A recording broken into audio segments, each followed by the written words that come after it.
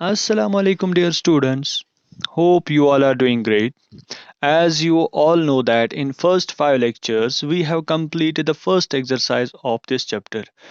In that exercise we have learned how to find the perimeter and areas of squares and rectangles. Now in today's lecture we are going to learn how to calculate area of parallelogram and triangles. So for that, let's get started. आज हम पढ़ने वाले हैं exercise 11.2 की introduction, जिसमें हमें पढ़ना है area of parallelograms. Area of parallelogram पढ़ने से पहले, इसकी फॉर्मूला जानने से पहले, इसको कैसे निकालते हैं उससे पहले हम देखेंगे पैरेललोग्राम होता क्या है। पैरेललोग्राम की डेफिनेशन है यहाँ पे, तो डेफिनेशन को रीड करने के बाद इसको समझेंगे भी हम कि पैरेललोग्राम होता क्या है, पैरेललोग्राम की प्रॉपर्टीज क्या है। तो चलते हैं फिर पैरेललोग्राम की तरफ। पैरेललोग्राम क्या है यहाँ पे? It is a type of quadrilateral. एक क्वाड्रिलेटरल का एक टाइप होता है parallelogram, in which opposite pair of sides are equal. आपको क्वाड्रिलेटरल पता ही है, quadrilateral are those polygons which have four sides. वो वाले पॉलीगन्स जिसमें चार साइड्स होते हैं उनको हम पर क्वाड्रिलेटरल कहते हैं। जैसे हमारे पास बहुत सारे क्वाड्रिलेटरल्स हैं, जैसे स्क्वायर एक क्वाड्रिलेटरल है क्योंकि स्क्वायर में भी फोर साइड्स होते हैं। जैसे रेक्टेंगल भी एक क्वाड्रिलेटरल है, उसमें भी फोर साइड्स होते हैं। पैरेललोग्राम भी एक क्वाड्रिलेटरल है, उसमें भी फोर साइड्स वैसे ही होते हैं। ठीक है, तो पैरेललोग्राम एक क्वाड्रिलेटरल होता है, ये टाइप होता है क्वाड्रिलेटरल का। लेकिन इस क्वाड्रिलेटरल की खासियत क्या है यहाँ पे? इस क्वाड्रिलेटरल की खासियत है यहाँ पे, इसके अपोजिट साइड्स क्या होते हैं? इक्वल होते हैं, और वो साथ में पैरेलल भी होते हैं। हम यहाँ पे एक पैरेललोग्राम की फिगर ड्रॉ करेंगे। जैसे अगर हम यहाँ पे एक क्वाड्रिलेटरल बनाएंगे, फिलहाल हम इसको बोलेंगे क्वाड्रिलेटरल। फिर बाद में देखेंगे क्या ये पैरेललोग्राम की प्रॉपर्टीज को सेटिस्फाई कर रहा है या नहीं। तो एक क्वाड्रिलेटरल मैंने यहाँ पे बनाया। इस क्वाड्रिलेटरल में कितने साइड्स हैं? एक, दो, तीन और चार। ये वाला साइड अगर आप मान लोगे, ये वाला साइड, इसकी लेंथ आप मान लेंगे यहाँ पे 8 सेंटीमीटर्स। तो अगर इस साइड की भी लेंथ कितनी होगी? 8 सेंटीमीटर्स। तो ये अपोजिट पेयर क्या है यहाँ पे? ये वाला इक्वल है। ठीक है, और ऐसे ही यहाँ पे अगर ये वाला साइड यहाँ पे लेंगे आप 5 सेंटीमीटर्स, तो ये भी अगर 5 सेंटीमीटर्स होगा, ये वाला पेयर भी क्या है? इक्वल। तो पैरेललोग्राम की डेफिनेशन यही कह रही है हमें, जो एक क्वाड्रिलेटरल होगा, अगर क्वाड्रिलेटरल में अपोजिट साइड्स इक्वल होंगे, अगर क्वाड्रिलेटरल में अपोजिट साइड्स इक्वल होंगे और साथ में वो पैरेलल भी होंगे, अगर ये वाला साइड और ये वाला साइड पैरेलल होगा, अगर ये वाला साइड और ये वाला साइड पैरेलल होगा। ठीक है, अगर ये वाला साइड, ये वाला साइड पैरेलल, ये वाला साइड, ये वाला साइड पैरेलल, ये साइड इसके अपोजिट साइड के बराबर होगा, ये साइड इसके अपोजिट साइड के बराबर होगा, तो इसको हम कहेंगे ये एक पैरेललोग्राम है। ठीक है, तो पैरेललोग्राम में क्या होता है? पैरेललोग्राम के अपोजिट साइड्स इक्वल होते हैं और साथ में पैरेलल भी होते हैं। फिर उसके बाद कुछ प्रॉपर्टीज है पैरेललोग्राम के बारे में यहाँ पे। Some basic properties of parallelograms, जिसमें यहाँ पे बहुत सारी प्रॉपर्टीज है, लेकिन मैंने बेसिक दो प्रॉपर्टीज यहाँ पे ली है। पैरेललोग्राम की दो प्रॉपर्टीज क्या है? Opposite angles of parallelogram are always equal. जो पैरेललोग्राम होता है इसमें टोटल कितने एंगल्स होंगे? फोर एंगल्स होंगे। एक यहाँ पे, दूसरा यहाँ पे, तीसरा यहाँ पे और चौथा यहाँ पे। ठीक है, तो जो इसके अपोजिट एंगल्स होंगे ना, ये हमेशा बराबर होंगे। अगर ये एंगल फॉर एग्जांपल 120 डिग्री होगा, तो ये वाला एंगल भी कितना होगा? 120 डिग्री होगा। और अगर ये वाला एंगल यहाँ पे सपोज 100 होगा, या ये वाला एंगल यहाँ पे सपोज 80 होगा, तो ये वाला एंगल भी 80। अगर ये 70 होगा तो ये वाला एंगल भी 70 होगा। ठीक है, इसके बाद है second property of parallelogram. Parallelogram has two diagonals and each diagonal divides it into two triangles having equal areas. जो पैरेललोग्राम होता है ये क्वाड्रिलेटरल ही होता है। हमें पता है क्वाड्रिलेटरल में दो डायगोनल्स होते हैं। डायगोनल क्या होता है? अगर कभी भी दो अपोजिट वर्टिसेस को हम ज्वाइन करेंगे बाय सम लाइन सेगमेंट, अगर हम इनको क्या करेंगे? किसी लाइन सेगमेंट से ज्वाइन करेंगे, तो ये क्या बन जाएगा यहाँ पे? इसको हम कहेंगे, इस लाइन सेगमेंट को, ये है इसका डायगोनल, इस पैरेललोग्राम का डायगोनल। ठीक है, सपोज ये पैरेललोग्राम था हमारे पास, इस पैरेललोग्राम का हमने एक डायगोनल ड्रॉ किया, हम यहां से भी एक और डायगोनल ड्रॉ कर सकते हैं। आप बाय इमेजिनेशन आप रफ पे वहां पे ड्रॉ कर सकते हो, लेकिन फिलहाल मैं यहाँ पे एक ही डायगोनल ड्रॉ करूंगा। हमने कहा यहाँ पे पैरेललोग्राम हैज टू डायगोनल्स। कैसे होते हैं टू डायगोनल्स? यहाँ पे भी हम एक डायगोनल ड्रॉ कर रहे हैं और यहाँ पे भी एक डायगोनल ड्रॉ करेंगे, तो कितने डायगोनल्स हुए? दो डायगोनल्स, ठीक है। एंड ईच डायगोनल डिवाइड्स, अगर आप फिलहाल एक ही डायगोनल मानोगे, फिलहाल हम इस डायगोनल की बात करेंगे, अगर इस डायगोनल को आप यहां पे ड्रॉ करोगे, ये क्या करता है यहां पे? It divides it, it divides it, ये क्या करता है? And each diagonal divides into two triangles, into two triangles, ये यहां पे आएगा ईच डायगोनल डिवाइड्स इट। और ये डायगोनल जो है ना, हर एक डायगोनल इस पैरेललोग्राम को क्या करेगा? दो इक्वल ट्रायंगल्स में डिवाइड करेगा, ठीक है। ये वाला डायगोनल हमने ड्रॉ किया, तो इसने यहाँ पे दो ट्रायंगल्स बनाई। इन दोनों ट्रायंगल्स का एरिया क्या होगा? जितना इस ट्रायंगल का एरिया होगा, फॉर एग्जांपल ये है यहाँ पे ट्रायंगल नंबर 1 और ये है यहाँ पे ट्रायंगल नंबर 2। तो ट्रायंगल नंबर 1 का क्या होगा? ट्रायंगल नंबर 1 का एरिया होगा बराबर किसके बराबर? ट्रायंगल नंबर 2 के एरिया के बराबर, ठीक है। अगर हम यहाँ पे लिखेंगे therefore area of triangle, area of triangle number 1, area of triangle number 1 will be equal to area of triangle number 2, area of triangle number 2। तो ये थी इसकी सेकंड प्रॉपर्टी। इसके बाद कुछ और प्रॉपर्टीज भी है पैरेललोग्राम में, ठीक है। तो अब हम चलते हैं एरिया ऑफ पैरेललोग्राम की तरफ। एरिया ऑफ पैरेललोग्राम निकालने के लिए हमारे पास फॉर्मूला है बेस इंटू हाइट। अब ये बेस का तो समझ आ रहा है, लेकिन यहाँ पे क्या है? हाइट। हाइट का मतलब क्या है यहाँ पे? देखो, अगर आप एक पैरेललोग्राम यहाँ पे बना रहे हो, अगर आप ये पैरेललोग्राम यहाँ पे बना रहे हो, ठीक है, हमने एक पैरेललोग्राम बनाया। इस पैरेललोग्राम का ये वाला वर्टेक्स, इस वर्टेक्स से अगर आप एक परपेंडिकुलर, अगर आप एक परपेंडिकुलर ड्रॉ करोगे, कहां पे? अगर आप एक परपेंडिकुलर इसके अपोजिट साइड पे ड्रॉ करोगे, तो ये कहलाएगी इसकी हाइट, ठीक है। आप यहां से भी ड्रॉ कर सकते हो, आप यहां से भी ड्रॉ कर सकते हो, आप यहां से भी ड्रॉ कर सकते हो। तो आप यहां पे टोटल कितने वर्टिसेस हैं? 4 वर्टिसेस हैं। तो हर एक वर्टेक्स से आप अपना अपना ऑल्टीट्यूड या अपनी अपनी हाइट ड्रॉ कर सकते हो, ठीक है। अगर हमने फिलहाल ये वाला माना, यहाँ पे ये एक पैरेललोग्राम है, इस पैरेललोग्राम का नाम हम देंगे A B C and D. और जो हमने यहाँ पे परपेंडिकुलर या जो हमने यहाँ पे ऑल्टीट्यूड ड्रॉ किया, जिसको हम हाइट भी कहते हैं, इसको हम हाइट भी कहते हैं।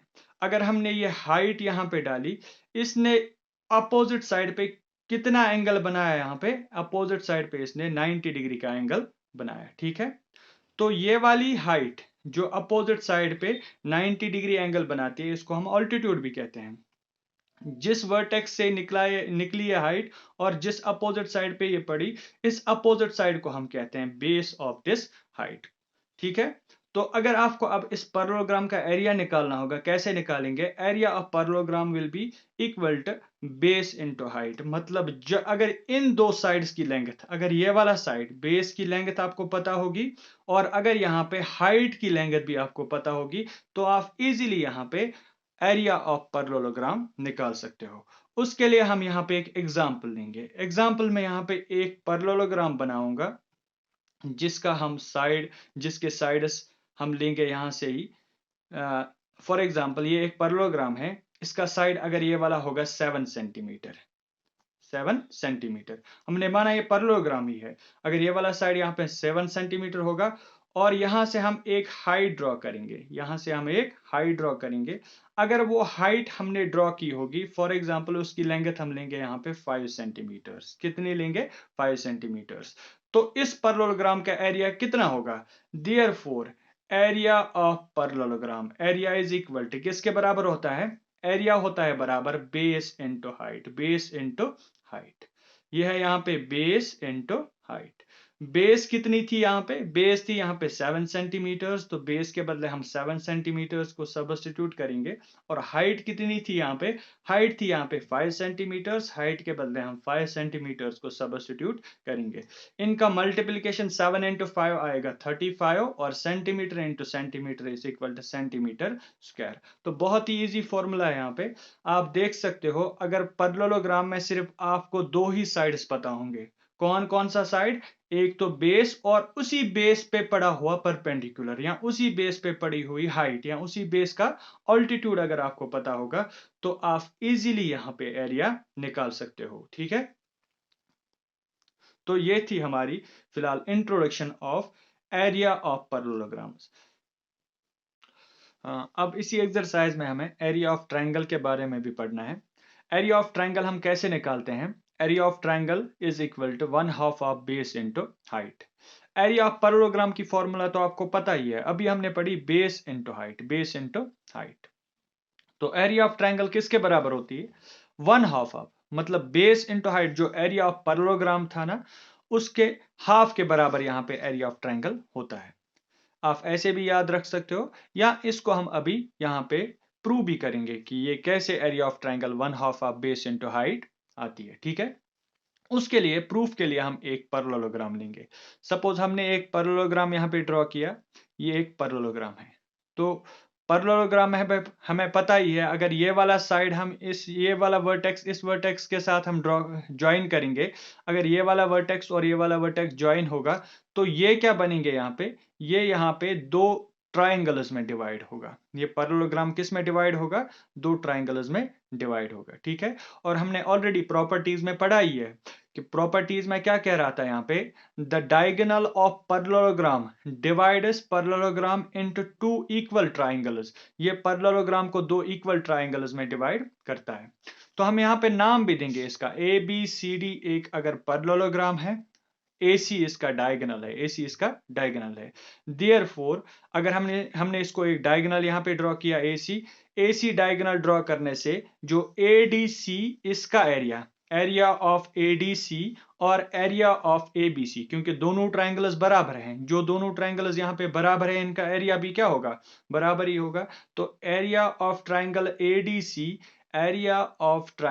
ADC किसके बराबर होगा? Area of triangle ABC। Area of triangle ADC और एरिया ऑफ ट्राइंगल ABC दोनों आपस में बराबर होंगे। ठीक है, तो फिर निकालते हैं कैसे area of triangle 1/2 of base into altitude या बेस इंटू हाइट होता है। ठीक है, अब यहाँ पे हमने देखा एक पैरेललोग्राम था, पैरेललोग्राम में एक डायगोनल को ड्रॉ किया, डायगोनल ड्रॉ करने से इसको हमने दो इक्वल ट्राइंगल्स में डिवाइड किया, तो इन दोनों ट्राइंगल्स का एरिया क्या होगा? बराबर होगा। नाउ वी नो दैट, हम यहां पे लिखेंगे वी नो दैट, हमें पता है, we know that area of या आप फुल स्पेलिंग भी लिखो अभी, area of parallelogram, area of parallelogram. कौन सा पैरेललोग्राम? जो ये वाला पैरेललोग्राम है, इसका नाम हमने क्या रखा? Area of parallelogram ABCD is equal to, area of parallelogram की फॉर्मूला क्या है? Base into height. तो क्या लिखेंगे यहाँ पे? Base into height, base into height. ठीक है, लेकिन जब हमने यहाँ पे डायगोनल ड्रॉ किया, डायगोनल ड्रॉ करने से ये पैरेललोग्राम कितने ट्राइंगल्स में डिवाइड हुआ? दो ट्राइंगल्स में डिवाइड हुआ। तो हम इस ट्राइंगल का एरिया और इस ट्राइंगल का एरिया अगर ऐड करेंगे, अगर इन दो ट्राइंगल्स का एरिया ऐड होगा, अगर इन दो को हम सम करेंगे तो वो इस पैरेललोग्राम के एरिया के बराबर ही आएगा। तो क्या हम लिख सकते हैं एरिया ऑफ पैरेललोग्राम को हम दो ट्राइंगल्स के एरिया में डिवाइड करेंगे। यहाँ पे एरिया ऑफ पैरेललोग्राम जो है ना, इसका एरिया किसके बराबर होगा? Area of triangle ADC, area of triangle ADC, area of triangle ADC plus area of triangle ABC is equal to base into height, base into height. ठीक है, एरिया ऑफ पैरेललोग्राम किसके बराबर है? यहाँ पे एरिया ऑफ पैरेललोग्राम ये वाली formula है, लेकिन पैरेललोग्राम को हमने डायगोनल से दो इक्वल ट्राइंगल्स में डिवाइड किया, तो दो ट्राइंगल्स को अगर हम इनके एरियाज को अगर हम प्लस करेंगे, वो पैरेललोग्राम के एरिया के बराबर ही आएगा। नाउ ADC जो है ना, एरिया ऑफ ट्राइंगल ADC किसके बराबर है? ABC, या ABC किसके बराबर है? दोनों का एरिया क्या है? बराबर।